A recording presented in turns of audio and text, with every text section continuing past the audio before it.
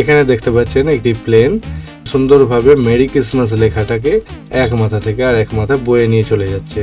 এটি আপনি ফটোশপের দ্বারা কি করে করবেন সেই বিষয়টি আমরা এখানে ক্লিয়ারলি বুঝিয়ে দেবো যে কীভাবে করা যায়। আপনি যে কোনো টেক্সট অ্যাপ্লাই করে করতে পারেন বা আপনি আপনার ছবি দিয়েও করতে পারেন। অ্যানিমেটেড ভিডিও এইভাবে আপনি ফটোশপের দ্বারা অ্যানিমেটেড করতে পারেন। সামনেই ক্রিসমাস ডে আসছে, তার জন্য আমরা এই অ্যানিমেটেড ভিডিওটি বানিয়েছি। আপনিও শিখে নেন, খুব সহজভাবে এই কাজটি করতে পারবেন। প্রথমেই আমাদের ফটোশপটি আমরা এখানে ওপেন করে নেব। তো ওপেন করে নিতেই আমরা দেখতে পাচ্ছেন এখানে আমাদের দুটি লেয়ার আছে। একটি লেয়ার হলো ব্যাকগ্রাউন্ডের লেয়ার, আমরা এই ব্যাকগ্রাউন্ডটিকে ব্যবহার করেছি, এবং আরেকটি লেয়ার হলো এখানে একটা পিএনজি ছবি ব্যবহার করা আছে। এটা যে কোনো আপনি ছবি দিলেই হবে, পিএনজি ছবি হলেই হলো। তো আপনি চাইলে এখানে টেক্সটও লিখতে পারেন, টেক্সট লেখাটাও ওইভাবে অ্যানিমেট করবে, সেটাও করতে পারেন। তো তার জন্য কি করব, কিছুই করব না, এই দুটো ছবি যেরকম আছে ব্যাকগ্রাউন্ডের ওপরে আমরা এটা নিয়ে নিয়েছি। তারপরে আমরা সরাসরি চলে যাব জাম্প টু ইমেজ রেডি অপশানটিতে চলে যাব। মেনু বারের যে নিচের অপশানটি রয়েছে সেটাতে একটা ক্লিক করে দেবো। জাম্প টু ইমেজ রেডি এখানে খুলে যাবে।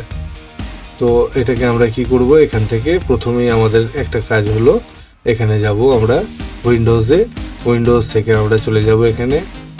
দেখুন অ্যানিমেশন বলে যে টুলটি রয়েছে সেটিকে আমরা একটা চেকমার্ক দিয়ে নেব, দিয়ে আমাদের এখানে প্যানেলটি ওপেন হয়ে যাবে। এই যে প্যানেলটি রয়েছে এই প্যানেলটিতে মেন কাজ রয়েছে আমাদের। তো প্রথমে আমরা এখান থেকে একটা লেয়ার কপি করে নেব। ধরুন প্রথমে আমরা এই ছবিটাকে ঠিক এই জায়গায় রাখবো। এখান থেকে নিয়ে আমরা চাইছি উড়ে চলে যাবে শেষ মাথা অবধি। তো সেটাকে আমরা কি করব, এখানে একটা লেয়ার কপি করে নেবো। এখানে দেখতে পাচ্ছেন একটা নিউ লেয়ার আইকন, এখানে একটা ক্লিক করে দেবো, লেয়ারটা কপি হয়ে যাবে। এবার আমরা এখান থেকে এইটিকে ধরে আস্তে আস্তে আমাদের প্রয়োজন মতো নিয়ে এখানে গিয়ে ছেড়ে দেবো। এই অবধি দিয়ে দিলাম। দিয়ে আমরা কি করব, এখানে আমাদের ফ্রেম নিতে হবে। এখানে মাত্র দুটি ফ্রেম রয়েছে, আমরা এখানে অনেকগুলো ফ্রেম নিয়ে নেব।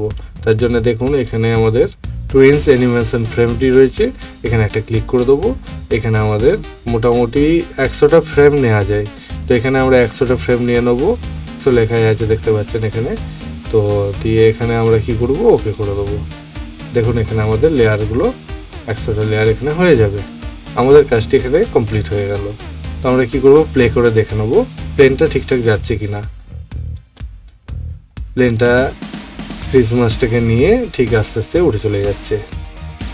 তো এই ধরনের কাজগুলো আপনি চাইলে আপনি টেক্সটের উপরে করতে পারেন, আপনি চাইলে আপনার ছবিটি দিয়ে করতে পারেন, কিছুও দিয়ে আপনি করতে পারবেন, কোনো ব্যাপার নাই, খুব সহজভাবে এই কাজগুলো করা যায়। তো অবশ্যই ভিডিওটি ভালো লাগলে একটি লাইক করবেন, বন্ধুদের সাথে শেয়ার করে সবাইকে দেখার সুযোগ করে দেবেন। এটিকে আমরা সেভ করতে গেলে কিভাবে সেভ করব, Ctrl+Shift+Alt+S প্রেস করব, আমরা এটাকে সেভ করে নিতে পারি। আমাদের এখানে প্রয়োজন মতো আমরা এটাকে নাম দিতে পারি। আমি ANT আমি এই নামটা দিলাম, এবং এখানে ইমেজ অনলি GIF লেখা আছে।